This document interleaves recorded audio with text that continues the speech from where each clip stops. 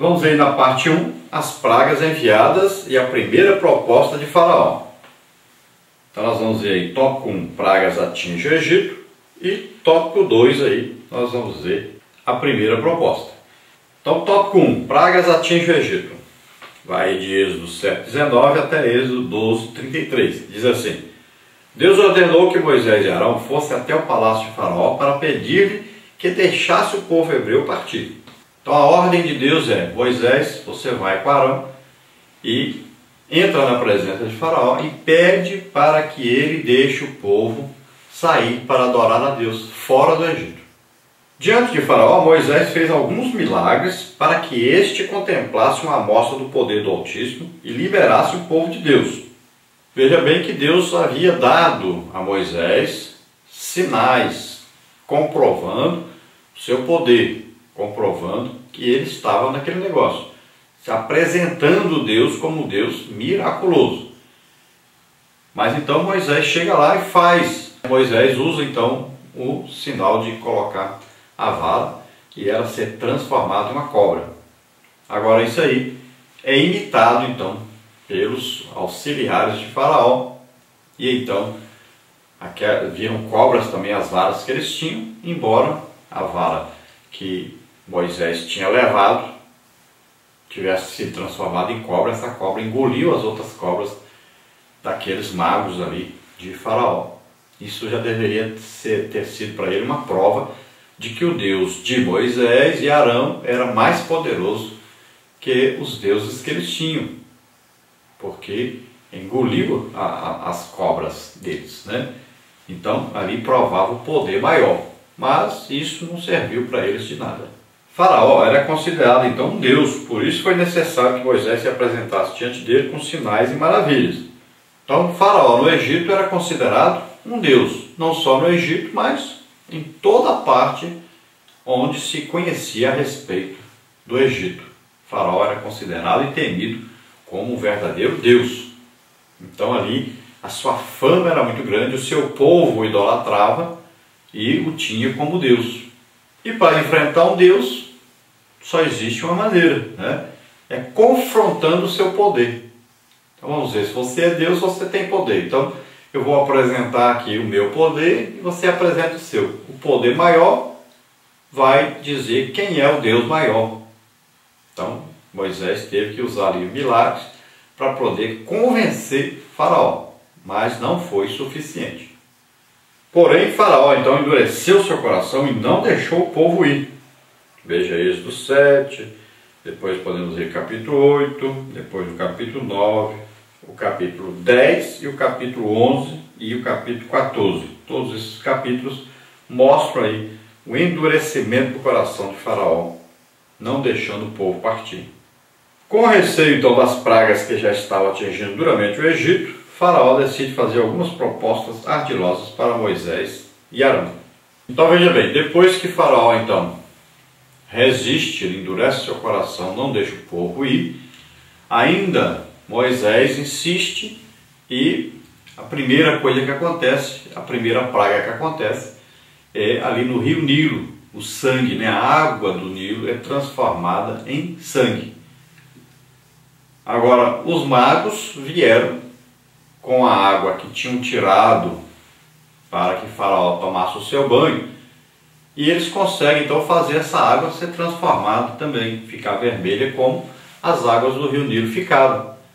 Agora veja bem, as águas do rio Nilo ficaram ali transformadas em sangue desde a nascente, toda a água estava vermelha.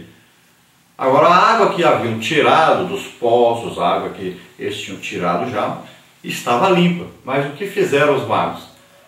Na verdade, eles devem ter jogado algum pó, alguma coisa na água que estava limpa, e ela se transformou, então ficou vermelha.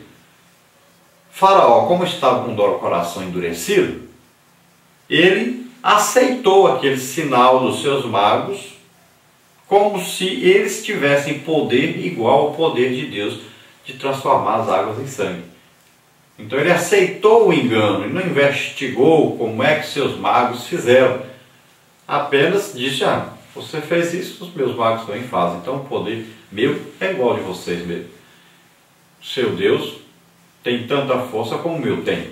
Então, ele, como estava com o coração endurecido, é isso que acontece. As pessoas que não querem Deus, eles aceitam aí o sinal de Satanás, os milagres de Satanás, como se fossem iguais aos milagres de Deus. São ludibriados, enganados por falsos profetas, né, que são aí serventes de Satanás. Por isso existe aí o espiritismo também, sinais, existe na macumba, na feitiçaria. Nas falsas religiões também existem os sinais, os prodígios, as maravilhas de Satanás, que são imitações das coisas que Deus faz. Nós pegamos emprestado aí uma tabela que está aí no site do portal EBD, onde o pastor Caramuru também disponibiliza tanto seus estudos como outros estudos.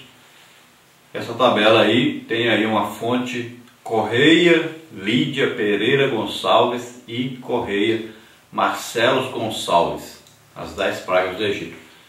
Então eles bolaram aí essa tabela, nós vamos ver aí, tem umas coisas interessantes nessa tabela. Então na primeira praga aí, vê aí a praga da água sendo transformada em sangue. Então eles fizeram um resumo da humilhação contra os deuses do Egito.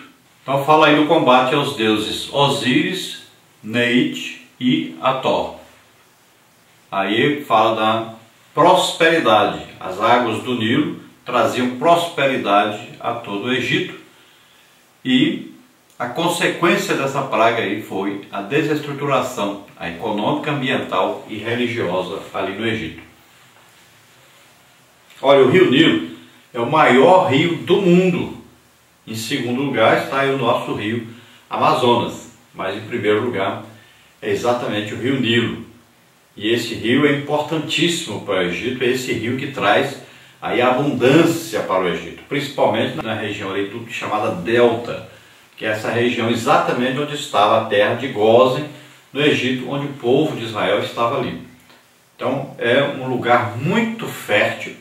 As águas do Nilo, elas sobem todo ano, e quando elas baixam, então essas águas trazem minerais, sais, traz tudo que é importante para a lavoura, para a agricultura, e quando elas baixam, então, fica a terra muito bem adubada e produz com abundância.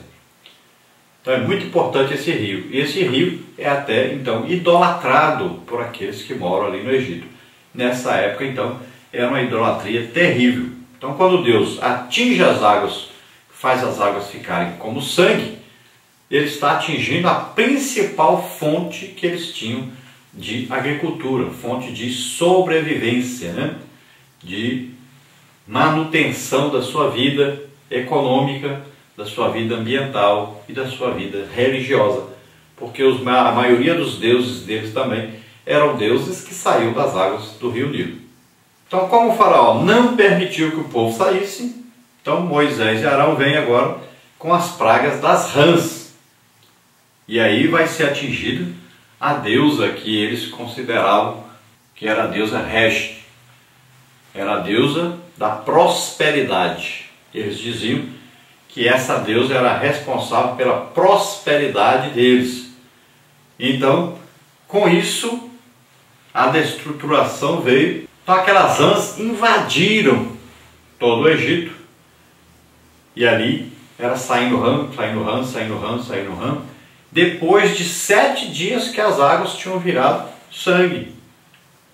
Aí então as águas ficaram normais novamente, e agora as rãs vêm e invadem as casas para todo lado, uma casa de faraó, para todo lado existiam então as rãs, e além do barulho que faziam, né, causavam nojo aos egípcios, e eles agora chegaram à conclusão de que aquilo que eles consideravam sagrado, que eram as rãs, era uma coisa que havia em abundância e que agora atrapalhava a vida deles. Então eles passaram a desconsiderar aquelas rãs como deuses.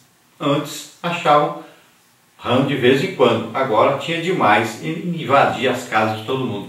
Se tornou uma praga ao invés de ser uma bênção. Depois veio aí as pragas dos piolhos. Então agora existe uma coisa interessante. Na praga do rio virando sangue, os magos de Faraó puderam imitar. Depois, quando vieram as rãs, eles provavelmente tenham mandado pegar algumas rãs, botaram em vasilhas, chegaram diante de Faraó e mostraram: nós também fazemos. E Faraó, como estava com o coração endurecido, aceitou. Não, essas rãs aí, mas meus magos também fizeram, tem um monte de rã aí, né? Agora, só que tem um problema. Quando Faraó diz: eu preciso que essas rãs vão embora, agora quem é que fez ir embora? Seus magos não conseguiam pegar todo aquele monte de rã e mandar embora. Mas, quando Deus quis, Deus retirou as rãs. Mas aí, os magos não puderam fazer. Mas isso não convenceu o Faraó. Agora vem a praga dos piolhos. E os magos de Faraó reconheceram que aquilo ali era de Deus. Agora era uma coisinha miudinha. Eles não podiam sair recolhendo piolho para todo lado. Era uma coisa viva e pequenininha, muito miudinha. Não puderam imitar. Na certa, eles agora estavam vigiados. Eles agora não poderiam sair procurando e guardando e trazendo, porque eles mesmos já estavam pegando piolho, né, e a situação já estava difícil para eles, iam passar vergonha. Então eles disseram: isso aí nós não podemos imitar não, isso aí é coisa de Deus mesmo aí. Isso deveria ter convencido o Faraó, mas ele não aceitou. E essa praga aí de piolhos, então elas vieram aí como humilhação contra os sacerdotes, contra os magos aí de Faraó. E vieram então com o sentido de purificação. E a consequência aí foi a noção de que os sacerdotes não eram puros. Então veja bem que se os próprios sacerdotes pegavam piolho, isso provava que eles não eram puros, provavam que eles não tinham tanto poder assim. Então o Faraó deveria ter sido convencido, mas não aceitou. Endureceu mais o coração ainda. Então vamos ver o tópico 2, a primeira proposta, Êxodo 8:25.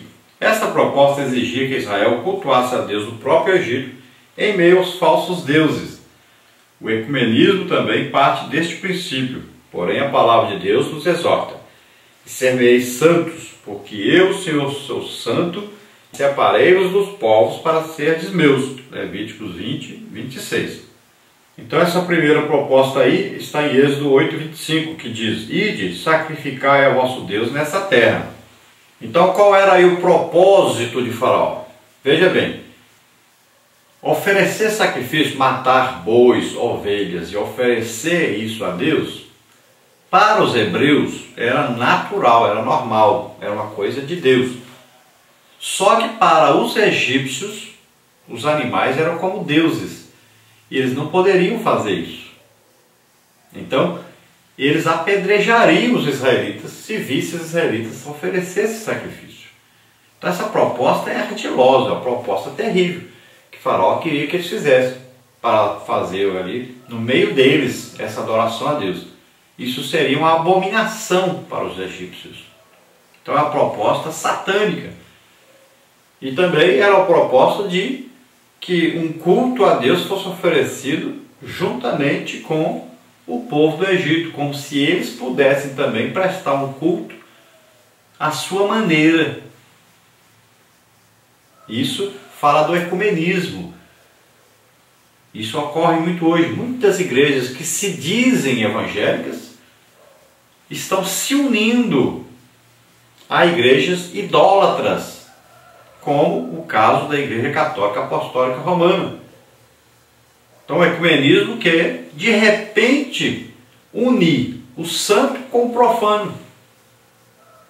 Quer colocar em pé de igualdade uma igreja que adora a Deus legitimamente, uma igreja que não adora outros deuses, uma igreja que prega o legítimo evangelho, uma igreja que recebe o poder de Deus, recebe o batismo com o Espírito Santo legítimo.